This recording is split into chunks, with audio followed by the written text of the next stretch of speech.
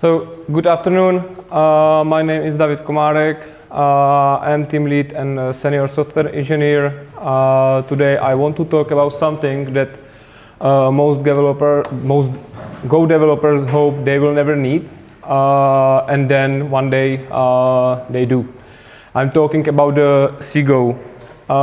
It is the Go mechanism for calling native C or C++ libraries.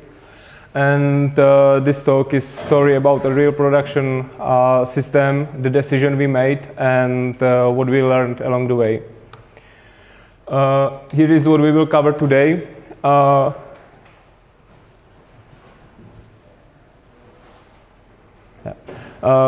We will start with the context, why we ended up with needing CGO at all. Then we will look at the alternatives we considered. The heart of the talk is memory ownership and pointer rules, which is where most CGO mistakes happens.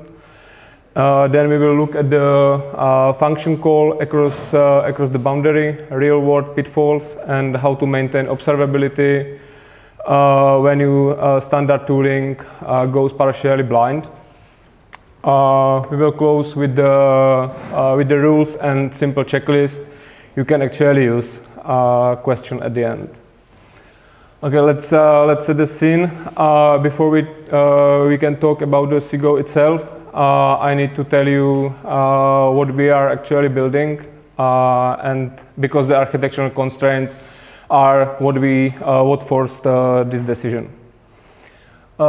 We do DNS-based security filtering. The core of our product is a C++ library we wrote in-house, specifically to integrate with the not resolver. This is the high-performance DNS recursive resolver written in C. The library does actually two things. First, it provides access to LMDB environments. These are databases where our filtering decision live. And the second, and this is important, it doesn't just provide the raw read access to those databases, it encapsulates the actual filtering logic. Given a DNS query and set of user preferences, it makes a block or allow determination. That logic lives in the C++ library, and it needs to stay there for a reason we will go get to. The performance constraints are critical for this library, as this library is running inside a DNS resolver, and every DNS query your device makes passes through this library, so the latency is measured in microseconds. And as said previously, this ruled out a lot of architecture options immediately.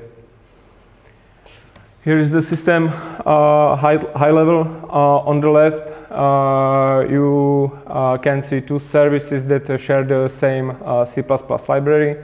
The not resolver uses the library directly. The second service, the Go database management service, also needs to use the same library, and it communicates with it via the CGO.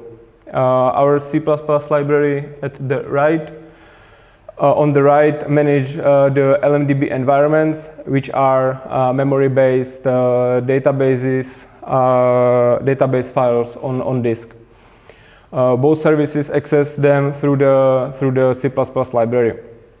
There is also a cloud database provider that feeds the fresh filtering data down to the management service over HTTPS. Okay, the Go service has I mean this one. Database manager has one job. It makes sure that the resolver always has a fresh, accurate data to filter against. It downloads updated filtering databases from the cloud and writes them into LMDB environments the resolver reads. It manages the entire lifecycle, versioning, and atomicity. It is written in Go because Go is our primary backend language, and this service has all characteristics that Go handles well: HTTP, scheduling, and concurrency. So why we can't the Go service just talk to LMDB directly? After all, LMDB has Go bindings. Unfortunately, these Go bindings are not covering the functionality we need. And most importantly, the problem is that the C++ library defines the schema. It owns database structure, key encoding, the value serialization, and the access pattern to all our databases. If the Go service bypasses the library and talks to LMDB directly, it has to re-implement all of that. And now we would end up with two complete feature implementation, which we would need to maintain. We would need to maintain both of them. Every time someone adds a new field to the C++ schema, we would need matching changes in the Go library. Yeah, so at the end, we ended up with the CGO because one implementation is shared safely across both runtimes, and that is the fundamental justification for going with the C or C++ library. Before we committed to the CGO, we realistically evaluate possible alternatives. I will summarize them quickly. Short version is that basically there were 4 options on the table, and only CGO fits our constraints, which is basically performance. First option was a pure Go rewrite. The second was dynamic loading of the precompiled C++ library. Third option was the running the library in a separate process with inter-process communication. And last was a CGO. As previously said, pure Go rewrite is appealing. First class tooling, trivial cross compilation, but the library is actively developed on the C++ side. So we will be signing up to port everything for future changes. Dynamic loading via DL open trades type safety for deployment flexibility. Basically, every call goes through unsafe pointer and manual symbol resolution. Sidecar process or over the gRPC or Unix socket gives you a real isolation, but it's a serialization on every call. Fine for less latency sensitive services, but not for our use case when we need great performance in a hot path because of DNS. That leaves only CGO. Here is a comparison matrix. You can see that CGO doesn't score well in all criteria, but it scored well in criteria that are actually important for us. If the performance wouldn't be so hard constrained, we would go definitely with the inter-process communication and the sidecar process. Okay, so this is the most important section on this presentation, and it is about memory mismanagement at the CGO boundary. It is similar to C or C++, the source of nesties bug you will encounter when you are a C developer.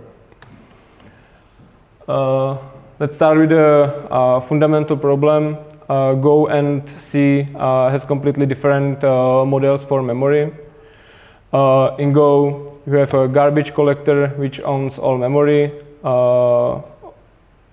Objects live as long as they are reachable. The garbage collector may move object. That is important. We will come back to it later. And Go routines stack start small and grow dynamically. And of course, you never call free. In C, you are responsible for everything. You need to malloc and free all memory you were allocated. Pointers are always stable and nothing cannot move them. There is no garbage collector, nor no automatic lifetime management. If you forgot to free something, at the end you will end up with a leak. On the other hand, if you free too early, you will get use after free errors and others. The central rule governing the CGO pointer passing is that you cannot pass the Go structure or the pointer to Go structure which contains pointer to another Go structures. And the second is that C runtime should never store a Go pointer unless the pointer is pinned in the Go runtime. Let me make it more concrete. On the left side, the allowed examples, you can see that you can freely pass the address of the integer because it doesn't have any pointers. You can pass the address of the byte. Again, no pointers there. But if you try to pass the address of the structure which contains strings, which is basically structure of pointer and length, you will get the panic at the runtime. This isn't just a rule someone made up. There is a deep technical reason for this. And the reason is the garbage collector. If C holds a pointer to a Go object and the garbage collector decides to collect the object because nothing reachable reference this anymore, C ends up with a dangling pointer. The memory is basically gone, and the next time C dereferences this pointer, it is undefined behavior. The memory might be already freed or worse, allocated to a different object. So reading or writing may lead to segmentation fault or delayed crash, and it is the total nightmare for all C or C++ engineers. There is a second forward-looking reason, and that is that the Go team a few years ago proposed a compacting garbage collector, one that moves objects in memory to reduce fragmentation. A moving garbage collector cannot update pointers that are hidden inside C runtime. And again, that would lead to a dangling pointer in C runtime. Now, I would like to walk through how to pass some of the most common types across the boundary. The most common case is strings. Go strings, as you know, are length prefixes. C strings are completely different. They are now terminated. These are not compatible binary representation, nor types or whatever. So every time a string crosses the boundary, you need to explicitly convert them for the target runtime. Going from Go to C, you need to call a C-string function. So basically the backing array is copied to the heap allocated object. The heap allocated array with the null terminator, and you must call free function, otherwise you would get C runtime leak, as the garbage collector knows nothing about the C runtime, and from this it knows nothing about the allocation on the heap. If you go back from the C to the Go, you need to call Go strings. As said previously, you need to convert these structures. It is perfectly safe to do it, as the Go strings just takes the C representation and copies the data into the Go array or slice or whatever is behind the string. Okay, so what to do when you need to some structure which outlives the function call. For example, in our case, LMDB environment configuration. You need to allocate it explicitly on the C runtime using malloc. The garbage collector will never touch it, as the garbage collector knows nothing about this. And it is important to say that you are responsible for freeing it, otherwise there would be a leak. The critical rule here is that never pass a pointer to a Go allocated struct to the C if C runtime can store it. Always use malloc, initialize the structure, and then pass the pointer to the heap allocated structure.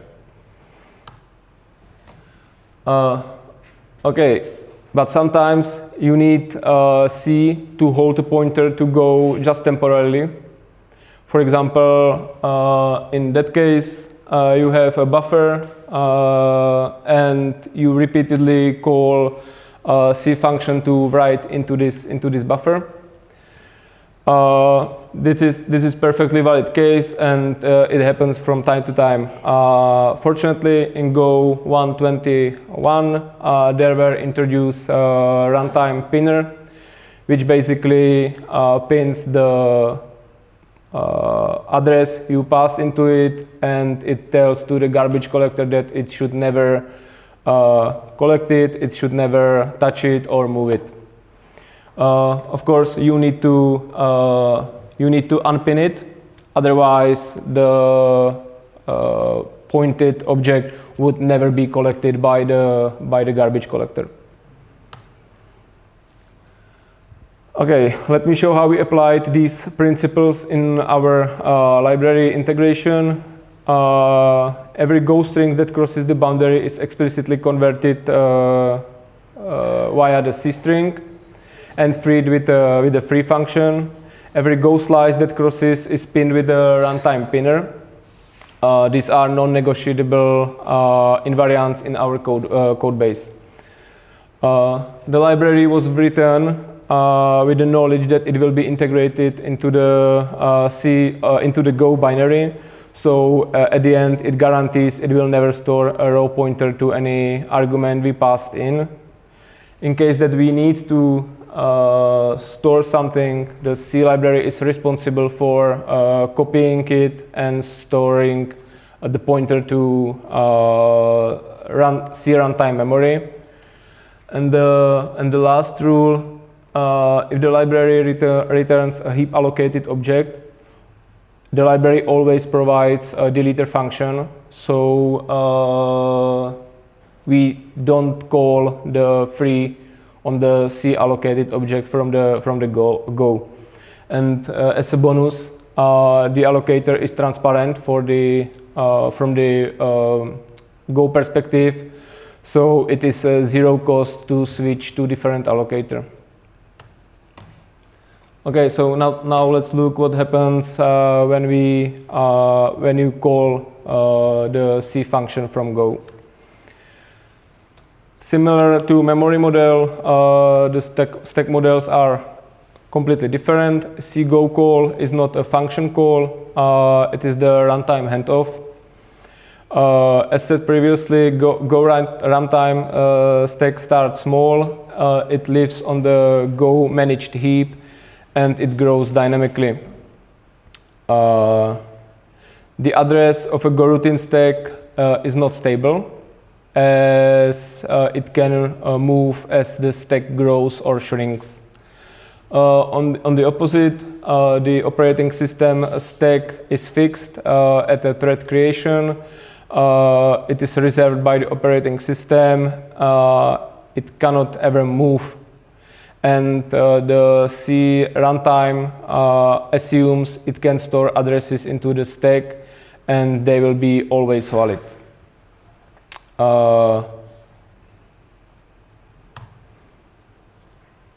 Okay, so now what is actually happening when you call the C function from Go? There are 5 things. First, the Go routine releases its logical processor, meaning that the Go scheduler is able to schedule different Go routine to this logical processor. Second, the Go runtime saves the registers, saves the Go routine state, and set the stack pointer to the operating system stack. Third, C function executes. Fourth, the Go runtime restores the state and resumes the Go stack. And the fifth,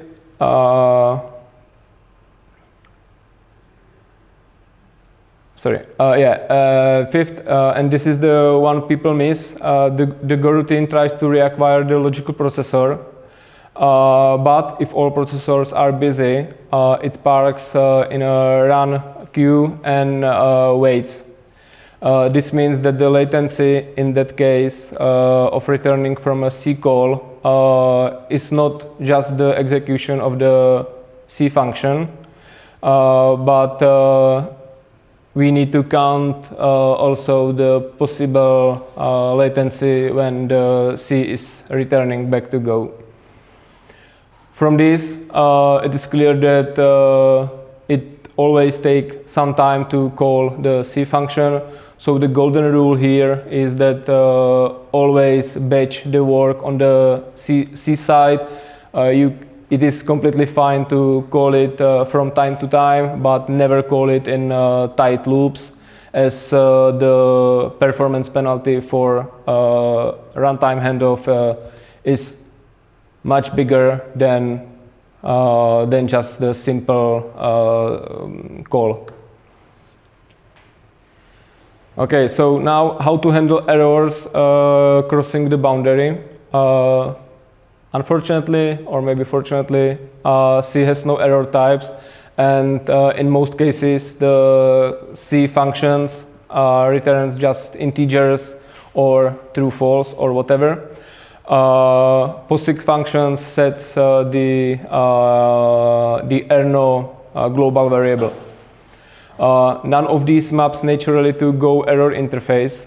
The right approach is to create a sentinel type that wraps the integer and implements the error interface. In our cases, we have the LMDB error, which is just a typed int, and it implements the error method, and you can see that it just translates the C error string into the Go strings.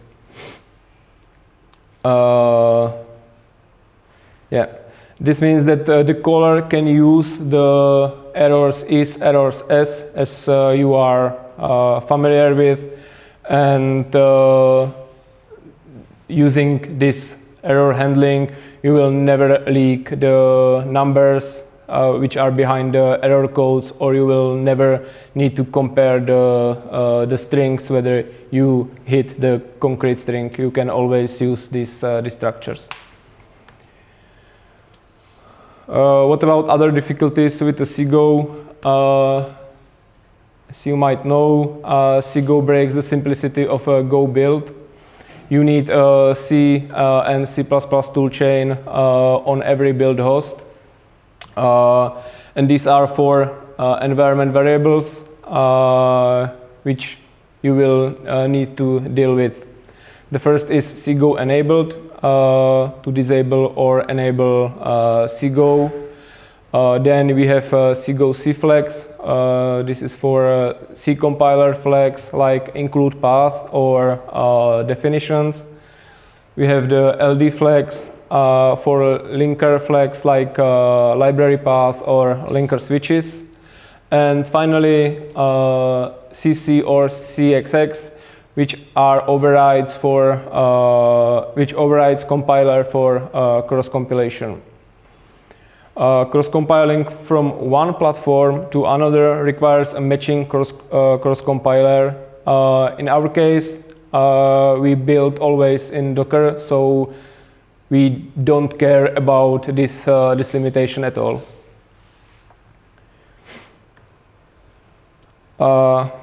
Let me flag some pitfalls that have caused real pain for us. The first 2 are critical. Calling C in tight loop, the crossing tags doesn't scale well. Batch everything. The API of your C library needs to be designed with this constraint. And the second critical thing is segfault or any critical signals coming from C cannot be catched by recover mechanism in Go. What about this? So you should always use address sanitizer with the testing, so you can be sure that your code doesn't have any, let's say, possible segfaults or others. And there are 2 cautionary rules that race detector is blind at the C-Go boundary. Race instruments Go memory only. If you are working or if you are passing the C structures, the race won't be able to catch when you access the structure concurrently from multiple goroutines. And the last one is deferring C-free or free function in loop. Defers accumulates to function scope. So if you call free deferring free in a loop,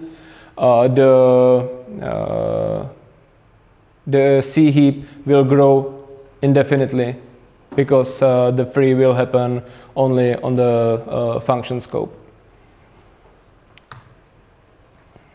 So, warning about the observability. Your normal Go safety nets gets weaker on the moment a call crosses into C. And you need to know exactly what stops working, because in production that knowledge is the difference between a quick fix or a long outage. On the left is what is actually broken on the C-Go boundary. Go stacks, profiler works only Go stacks, but it stops at the C-Go call. Everything below that, the entire C side shows up as one frame with no symbols, so you are completely blind here. Goroutine stack traces stop at the same place. The race detector only sees the Go memory. It is completely blind to anything C allocates. And recover, as said previously, cannot catch C signals like segmentation fault or sick abort or others. So at the end, a crash inside C takes the whole process down with a no stack trace at all. On the right, you can see what you can do about it. First, always run address sanitizer in your test builds. It catches use after free and other C memory bugs. For profiling, you should always use a system level profiler like perf on Linux or instruments on macOS. I am not aware of any tool for Windows. And run it alongside the pprof tool and mentally join these two at the cgo call frame. For latency, you can add a manual timing or open telemetry spans that brackets the call. You won't see inside a C in that case, but you will see exactly how much time the boundary itself costs, which tells you whether to optimize the crossing the boundary or C code itself. Okay, so last section, 5 rules grouped by the category. First is a memory. If C allocates, C should free it. If Go allocates it, never let C stores the object. Always use malloc or pinner. Go memory containing pointers fields must never cross the boundary directly. You should always, or you are forced by the runtime to flatten it to the C struct firstly. Performance, as said previously, cross the boundary as few times as possible. Regarding the errors, wrap the C return codes into typed Go errors, interfaces, and regarding the operation, pin your C library version in continuous integration, run address sanitizer in tests, possibly in test builds, and instrument the boundary manually because Go profiler is blind and basically it stops working at C Go call. Here is a short checklist to consider at each stage. Before you even start, verify that the library is maintained and versioned. Check you have exhausted the alternatives, mainly the IPC communication. And if you are going with the CGO, confirm your build system supports a C toolchain on all targets. Because if it doesn't, you won't be able to cross-compile the C part of the resulting binary. During implementation, at every crossing point, audit ownership, check for pointers fields in structs, verify string handling, and check for stored pointers. Before shipping, be sure that you run the build with the other sanitizer. You have some timing metrics in place, and all error codes are wrapped so no integers or strings are exposed to the caller. And on the last slide, to take home, if you remember nothing else from this presentation, remember at least this one. CGO is not definitely the first choice, it is the last resort if nothing else works. Firstly, try a pure Go library or inter-process communication. Only reach for CGO when the performance requirements and shared ownership rules those out. Every pointer has exactly one owner. Cross the boundary as rarely as possible. And your safety net, like a race detector, profiler, panic recovery mechanism, stop at the CGO call, and they need to be compensated with the sanitizers, metric, and OS level profiler. Thank you. I'm happy to take questions.